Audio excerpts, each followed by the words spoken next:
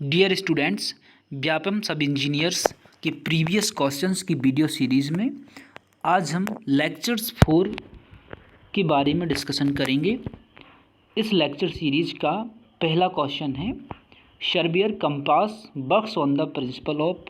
जो magnetic bearing को हम मेज़र करते हैं, इसको जनरली हम दो कंपास की हेल्प से मेज़र करते हैं। एक होता है शर्बियर कंपास और दूसरा होता है प्रिज्मेटिक कंपास।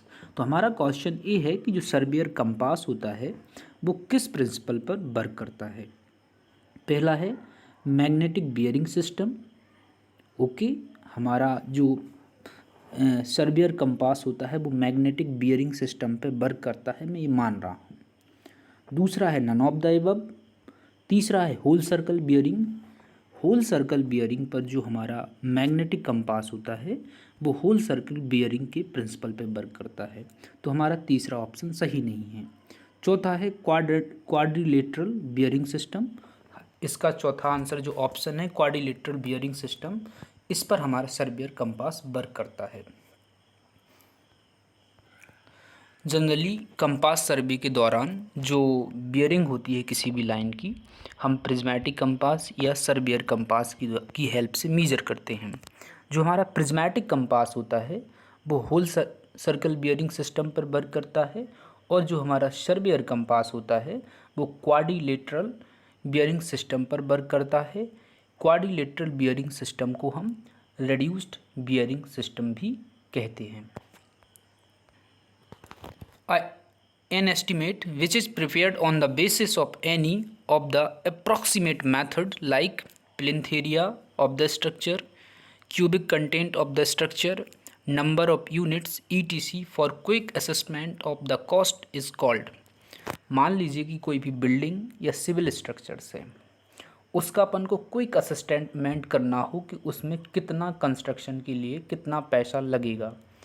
तो कुछ मेथड्स हैं जैसे plinth area methods, cubic content method, number of unit method के आधार पे हम उसका एस्टीमेट प्रिपेयर करते हैं। तो यह एस्टीमेट कहलाता है प्रेलिमिनरी एस्टीमेट। मतलब प्रेलिमिनरी एक बेसिक टाइप का एस्टीमेट होता है जिसके द्वारा हम क्विक असेसमेंट कर सकते हैं किसी भी स्ट्रक्चर का जिसका अपन निर्माण करना चाहते हैं कि उसमें कितना खर्चा आएगा या कितना पैसा लगेगा, without detailed drawing and specification. Okay,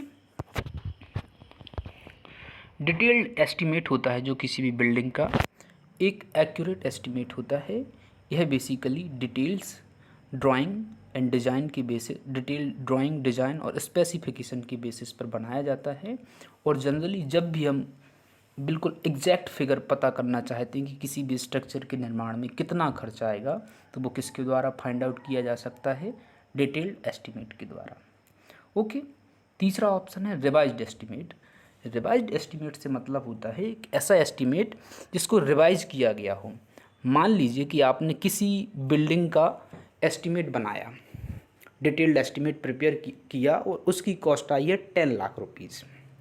लेकिन जब उसका कंस्ट्रक्शन होगा तो due to change in design, due to change in drawing, due to change in specification आदि में बदलाव के कारण क्या होता है कि जो उसकी कॉस्ट होती है वो चेंज हो जाती है। इस वजह से हमें एक रिवाइज एस्टीमेट बनाना पड़ता है जिसे हम क्या बोलते हैं, रिवाइज्ड एस्टीमेट। चौथा होता है supplementary estimate. Supplementary estimate basically हमारे कंस्ट्रक्शन वर्क के सप्लीमेंट की तरह वर्क करता है। जैसे मान लीजिए कि आपने एक बिल्डिंग का एस्टीमेट तैयार किया। ओके, जब आपने एस्टीमेट तैयार कर रहे थे तो उसकी बाउंड्री वाल का कोई प्रोविज़न नहीं था। लेकिन जैसे ही बिल्डिंग बन रही है तो हमने बाउंड्री वाल के प्रोविज़न के लिए एक अलग से एस्टीमेट बना दिया। तो ये क्या कहलाएगा, सप्लीमेंट्री एस्टीमेट।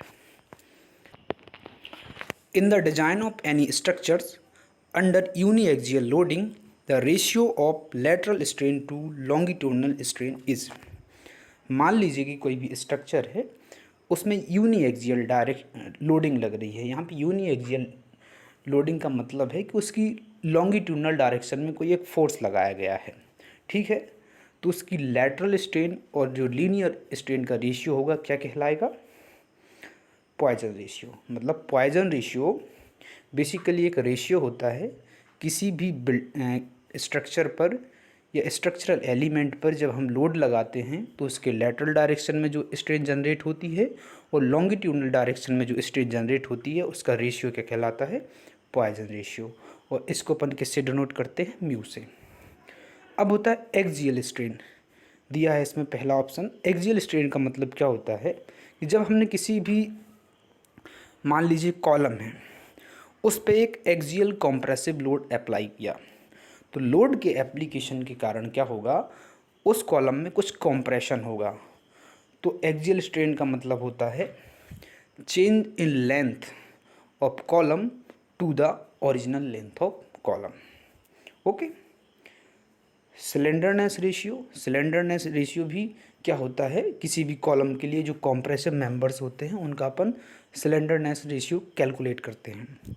स्लेंडरनेस रेशियो को अपन लैम्डा से डिनोट करते हैं और यह होता है effective length of column divided by least lateral dimension या radius of gyration. Shear strain, जब शियर फोर्स अपन अप्लाई करेंगे किसी भी एलिमेंट पर या बॉडी पर, तो उसके करस्पॉन्डिंग जो स्ट्रेन आएगी वो क्या कहलाएगी, shear strain. Stream lines are straight parallel to each other and perpendicular to the plane of orifice is known as. एक ऐसा पॉइंट जहाँ पर सभी स्ट्रीम लाइन कैसी होती हैं, स्ट्रेट होती हैं, एक दूसरे के पैरेलल्स होती हैं और ऑरिफिस के परपेंडिकुलर होती हैं, उसे बोलते हैं अपन, इसका आंसर होगा बीना कॉन्ट्रैक्टा। ओके। अब यहाँ पे लिखा है कॉन्वर्जेंट। मान लीजिए कि कोई जेट है और यदि उसका जो क्रॉस सेक्शन है, या जेट मान लीजिए या पाइप मान लीजिए, यदि उसका क्रॉस सेक्शन कम हो रहा है तो वो क्या कहलाएगा, कॉन्वर्जेंट पाइप। यदि किसी भी पाइप का क्रॉस सेक्शन एक पर्टिकुलर प्लेस से दूसरे प्लेस तक इंक्रीज हो रहा है तो वो डाइवर्जेंट कहलाएगा। Okay. External mouthpiece, external mouthpiece एक टाइप का पाइप होता है जिसकी लेंथ उसके डायमीटर के 3 टाइम्स होती है और इसका मुख्य पर्पज़ क्या होता है कि जो ऑरिफिस होते हैं उनके डिस्चार्ज को इंक्रीज करने के लिए इनका उपयोग किया जाता है। ओके। तो एक्सटर्नल माउथपीस एक प्रकार का स्मॉल पाइप होता है जिसकी लेंथ उसके डाया के 3 टाइम्स होती है और इसका मेन फंक्शन ऑरिफिस का डिस्चार्ज को इंक्रीज करना होता है। In pitched roof the acute angle formed by the intersection of 2 slopes is called. मान लीजिए कि कोई एक पिच्ड रूफ है या स्लोप्ड रूफ है, तो उसके 2 स्लोप्स के कारण जब 2 स्लोप एक दूसरे को इंटरसेक्ट करते हैं और उनके बीच बनने वाला एंगल एक्यूट एंगल हो या 90 डिग्री से कम हो, तो वो पोर्शन क्या कहलाता है, वो कहलाता है वैली। अब यदि 2 स्लोप सरफेस आपस में क्या कर रही हों, एक दूसरे को क्रॉस कर रही हों, और लेकिन उनका जो एंगल है वो ऑब्ट्यूस हो या 90 डिग्री से ज़्यादा हो, तो वो क्या कहलाएगा, रिज कहलाएगा। ओके। पिच ऑफ ट्रस से मतलब होता है कि जो ट्रस की स्लोपिंग सरफेस होती है वो हॉरिजॉन्टल के साथ कितना एंगल बना रही है, वो क्या कहलाती है, pitch of truss. Okay. In a triangular channel section the most economical section is achieved when the sloping side makes an angle of with the vertical। ये बोल रहा है कि एक ट्रायंगुलर चैनल सेक्शन को हम कब मोस्ट इकोनॉमिकल सेक्शन कहेंगे, जब उसकी जो स्लोपिंग साइड से वर्टिकल के साथ कितना एंगल बनाए। तो इसका आंसर होगा 45 डिग्री। यदि हमारी जो ट्रायंगुलर चैनल है जिसका क्रॉस सेक्शन कैसा है, ट्रायंगुलर, और उसकी ईच साइड जो स्लोप्ड साइड हैं वो वर्टिकल के साथ 45 डिग्री एंगल बना रही हों, तो वो चैनल कहलाएगी most economical channel. In an average how much percentage water by weight of cement is required for complete hydration of Portland cement. मान लीजिए कि एक पोर्टलैंड सीमेंट है, उसके कंप्लीट हाइड्रेशन के लिए हमें कितना वाटर ऐड करना पड़ेगा। इसका आंसर होगा 23%। इसको अपन एक एग्जाम्पल से समझते हैं। मान लीजिए आपके पास 100 kg क्या है, सीमेंट है। अब इस 100 kg में कितना वाटर ऐड किया जाए ताकि इसका कंप्लीटली हाइड्रेशन हो सके तो हमें कितना करना पड़ेगा, 100 kg का 23%, लगभग 23 kg by weight. Hydraulic mean depth is also known as, hydraulic mean depth को हाइड्रोलिक रेडियस के नाम से भी जाना जाता है। मतलब जो चैनल की जो हाइड्रोलिक मीन डेप्थ होगी वो किसके बराबर होगी, हाइड्रोलिक रेडियस के। ओके, अब हाइड्रोलिक डेप्थ किसके बराबर होती है, हाइड्रोलिक डेप्थ बराबर होता है area of channel divided by top width. अगर मान लीजिए कि किसी भी आपको चैनल की क्या पता हो, एरिया, क्रॉस सेक्शनल एरिया पता हो, और यदि उसकी टॉप विड्थ से अपन डिवाइड कर देंगे तो हमें क्या मिल जाएगा, हाइड्रोलिक डेप्थ। और हाइड्रोलिक रेडियस या हाइड्रोलिक मीन डेप्थ बराबर क्या होता है, area of flow upon wetted parameters. मतलब हाइड्रोलिक रेडियस बराबर होता है ए अपॉन पी, और हाइड्रोलिक डेप्थ बराबर क्या होता है, A upon top width of the channel. Okay, a T-beam behaves as a rectangular beam of width equal to its flange if its neutral axis। इस question में पूछा गया है कि एक टी बीम है वो एक रेक्टेंगुलर बीम की तरह बिहेव करेगी जिसकी width of flange of T beam के बराबर होगी यदि उसकी neutral axis with in the flange हो। मान लीजिए कि एक टी बीम सेक्शन है जिसकी विड्थ ऑफ फ्लैंज क्या है, बी एफ है, और ओवरऑल डेप्थ क्या है, कैपिटल डी है, और डेप्थ ऑफ फ्लैंज क्या है, डी एफ है। यदि आप इसकी क्या निकालें, न्यूट्रल एक्सिस निकालें, और वह न्यूट्रल एक्सिस एक्स यू किससे छोटी हो, डेप्थ ऑफ फ्लैंज में या within the flange exist कर रही हो, तो इस टी सेक्शन की स्ट्रेंथ रेक्टेंगुलर सेक्शन के बराबर होगी जिसकी साइज क्या होगी, B F into capital D. तो इसका आंसर होगा remains within the flange. Venturi flume is a device which is use to measure. Venturi flume एक प्रकार की डिवाइस होती है जिसका उपयोग किया जाता है हाइड्रोलिक एनर्जी को मेजर करने के लिए नहीं, हाइड्रोलिक जंप को मेजर करने के लिए नहीं, कोएफिशिएंट ऑफ फ्रिक्शन को मेजर करने के लिए नहीं।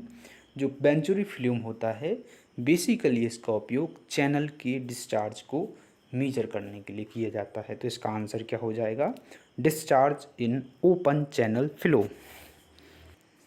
Deep seal trap which is provided on external face of valve for disconnecting the waste water flowing from kitchen bathroom etc is called. इसका मतलब है कि एक डीप सील ट्रैप जिसका उपयोग बेसिकली एक्सटर्नल वाल होती है उसकी फेस पर किया जाता है, जिसका मुख्य पर्पज़ जो हमारी किचन, बाथ आदि से जो वेस्ट वाटर होता है उसका फ्लो करने के लिए जिसका उपयोग किया जाता है वो कौन सा ट्रैप होता है, gully trap. Okay, characteristics design load is equal to, जो कैरेक्टरिस्टिक्स डिजाइन लोड होता है किसी भी स्ट्रक्चर को डिजाइन करने के लिए उसकी वैल्यू होती है mean load plus K into S, जहाँ पे के एक कांस्टेंट होता है, जनरली इसकी वैल्यू 1.65 होती है, और एस क्या होता है, स्टैंडर्ड डेविएशन। तो इसका आंसर क्या हो जाएगा, characteristics design load equal to mean load plus K into S. In steel structure, the maximum axial compressive load P which can be allowed on a compression member is। मान लीजिए कि steel structure की design में कोई आप compressive member या column को design करना चाहते हैं तो उसके ऊपर मैक्सिमम कॉम्प्रेसिव लोड P कितना अप्लाई किया जा सकता है। तो मैक्सिमम कॉम्प्रेसिव लोड P बराबर होगा सिग्मा ए सी इंटू ए, जहाँ पे सिग्मा ए सी क्या होता है, परमिसिबल एक्सियल कॉम्प्रेसिव स्ट्रेस, और ए क्या होगा, area of cross section of the compressive member. Okay, तो इसका आंसर बराबर हो जाएगा P equal to sigma A C into A, चूँकि हम जानते हैं फोर्स बराबर क्या होता है, stress into area. Strain in steel reaches its ultimate value earlier than strain in concrete is called. एक ऐसा रीइंफोर्स्ड कंक्रीट सेक्शन जिसमें जो स्टील में जो मैक्सिमम स्ट्रेन होती है वो कंक्रीट के कंपैरिजन में पहले रीच कर जाती है या उस पर पहुंच जाती है, तो वो सेक्शन कैसा होता है? Under reinforced section. इसको अपन सिंपल से समझ लीजिए। अंडर रीइंफोर्स्ड सेक्शन एक ऐसे सेक्शन होते हैं जिनमें रीइंफोर्समेंट बैलेंस सेक्शन के कंपैरिजन में कम प्रोवाइड किया जाता है। जब इसमें जितना रीइंफोर्समेंट रिक्वायर्ड है उससे कम प्रोवाइड किया जाएगा तो जो टेंशन जोन का पार्ट होगा वो क्या होगा? वीकर होगा, और जो कॉम्प्रेशन जोन का पार्ट होगा वो कैसा होगा? स्ट्रॉन्गर होगा। इस वजह से जो स्टील होती है मैक्सिमम परमिसिबल स्ट्रेस तक क्या हो जाती है? रीच कर जाती है with the application of load with comparison to concrete. अब दूसरा होता है over reinforced section. Over reinforced section से मतलब होता है कि यदि कोई भी रीइंफोर्स्ड कंक्रीट सेक्शन में जो रीइंफोर्समेंट या स्टील होता है वो बैलेंस सेक्शन के कंपैरिजन में ज़्यादा प्रोवाइड किया जाता है, वो क्या कहलाता है? Over reinforced section. अब ओवर रीइंफोर्स्ड सेक्शन में क्या होता है कि जो टेंशन जोन है या स्टील का पोर्शन है वो स्ट्रॉन्गर है, और कॉम्प्रेशन जोन है यानी कंक्रीट है वो कैसी हो गई? इसके कंपैरिजन में वीकर हो गई। तो कौन पहले स्ट्रेस हो जाएगा? Concrete as compare to steel. Okay. और होता है बैलेंस सेक्शन। बैलेंस सेक्शन में दोनों पोर्शन मतलब टेंशन जोन का और कंप्रेशन जोन के दोनों इक्वली स्ट्रांग होते हैं। तो इसमें जो परमिसिबल या अल्टीमेट स्ट्रेन होंगी वो साइमल्टेनियसली जनरेट होंगी। तो इसका आंसर होगा बी, अंडर रीइंफोर्स्ड सेक्शन।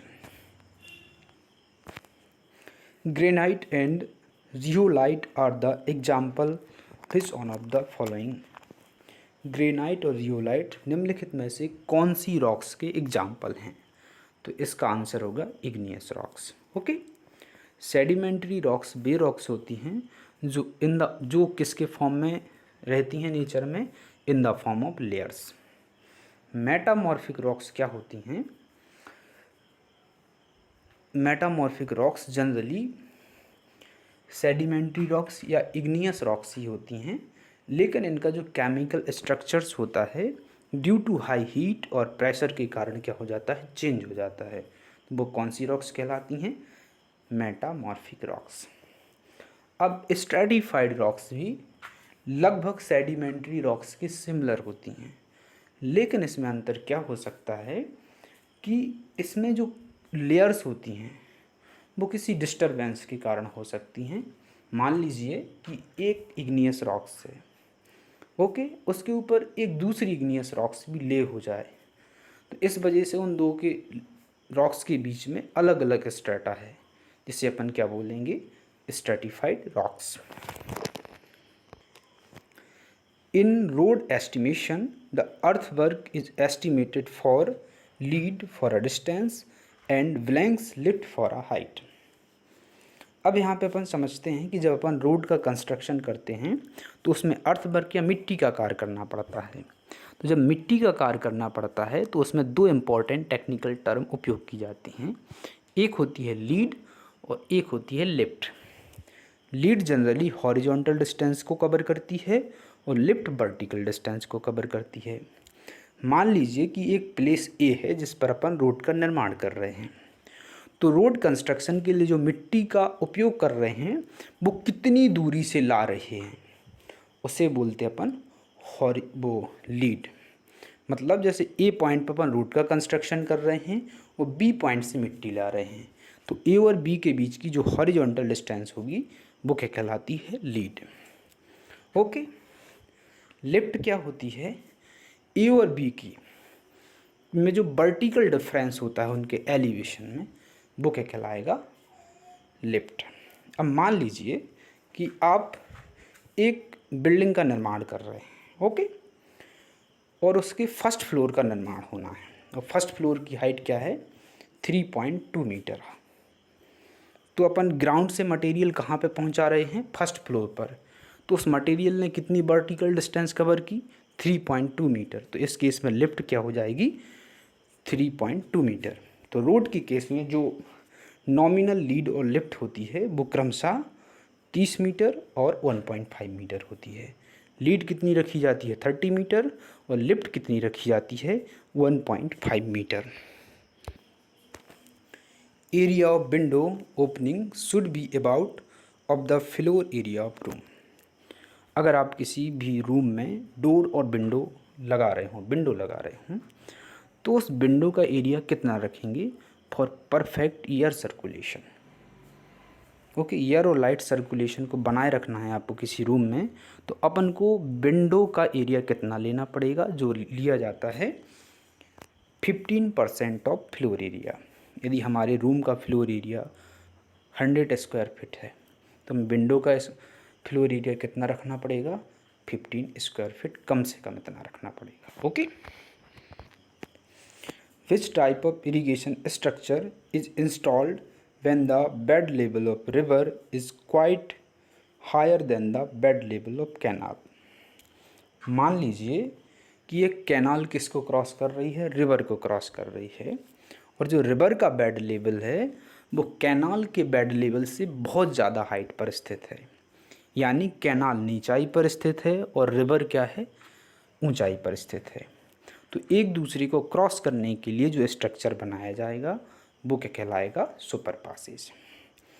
अब एक दूसरा केस यहाँ पे क्या हो सकता था कि कैनाल ऊंचाई से पास हो रही होती और रिवर नीचे से, तो इन दोनों को क्रॉस करने के लिए जो स्ट्रक्चर बनाया जाता वो क्या कहलाता, एक्वाडक्ट।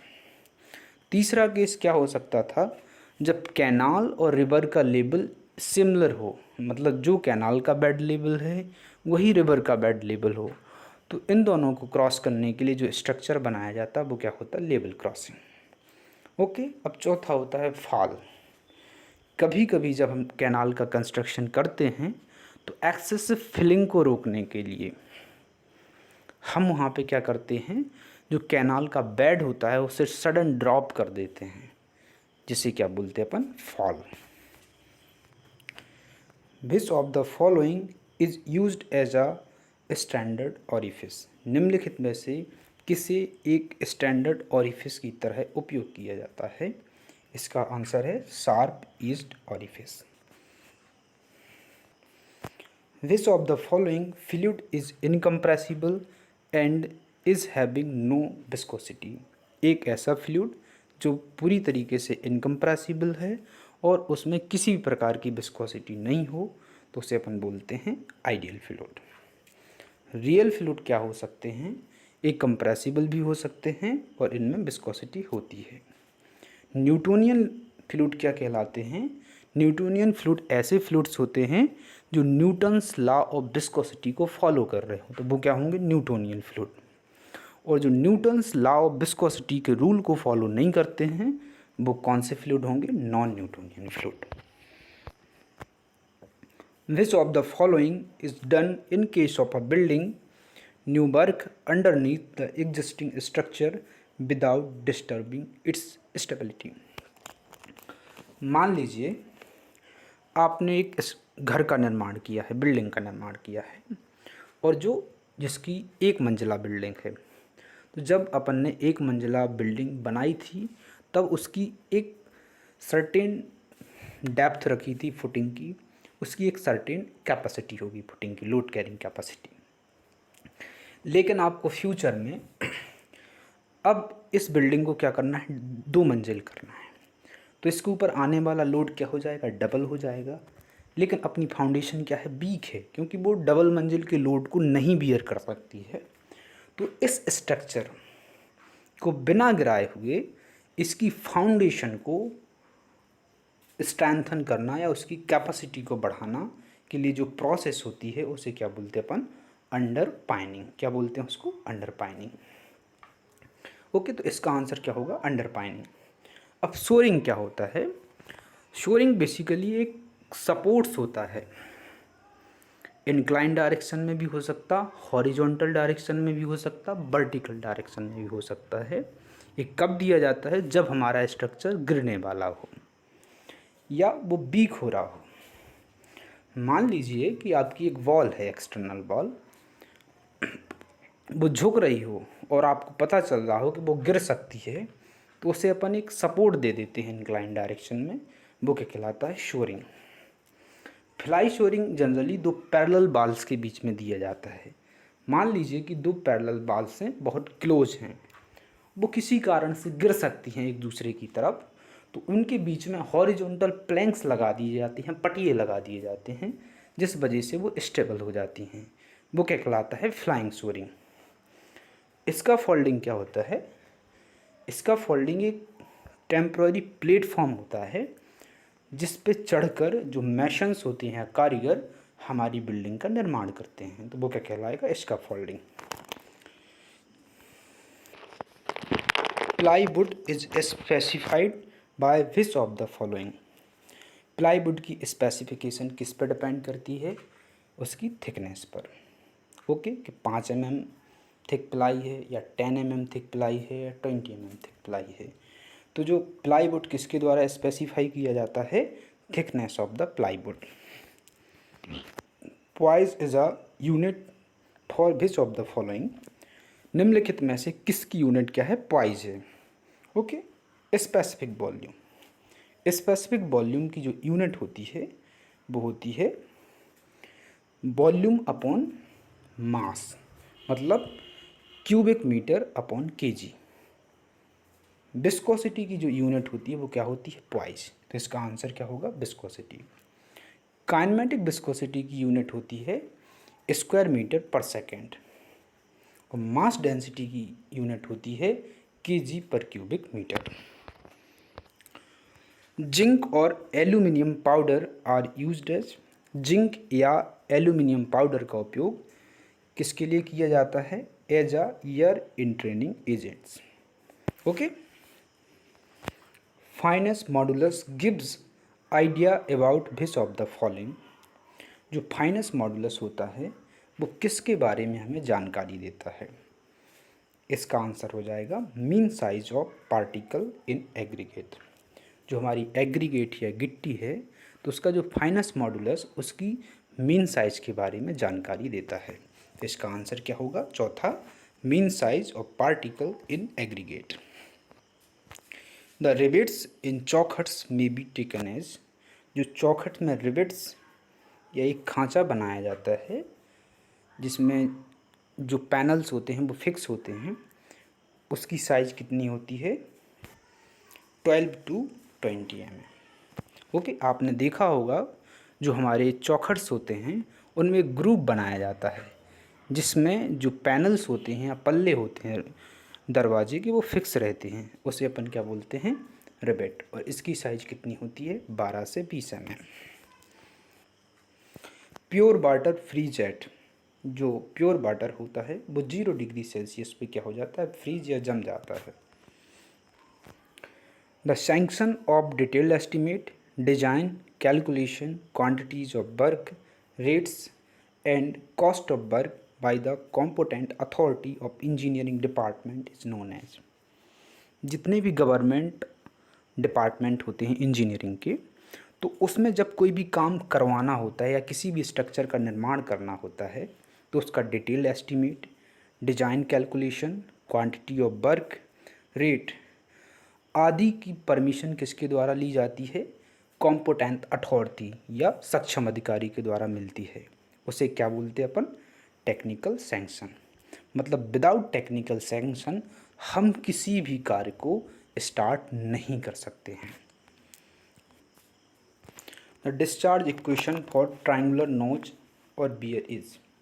ट्राइंगुलर नोच अथवा बियर के लिए यदि अपन को डिस्चार्ज को कैलकुलेट करना है तो कौन से फॉर्मूले या इक्वेशन का उपयोग करेंगे, तो इसका आंसर होगा तीसरा, 8/15 CD tan θ/2 into √2g into h⁵5/2। यदि आपको हमारा ये प्रयास पसंद आता है तो कृपया इस वीडियो को लाइक, शेयर और चैनल को सब्सक्राइब कीजिए। धन्यवाद।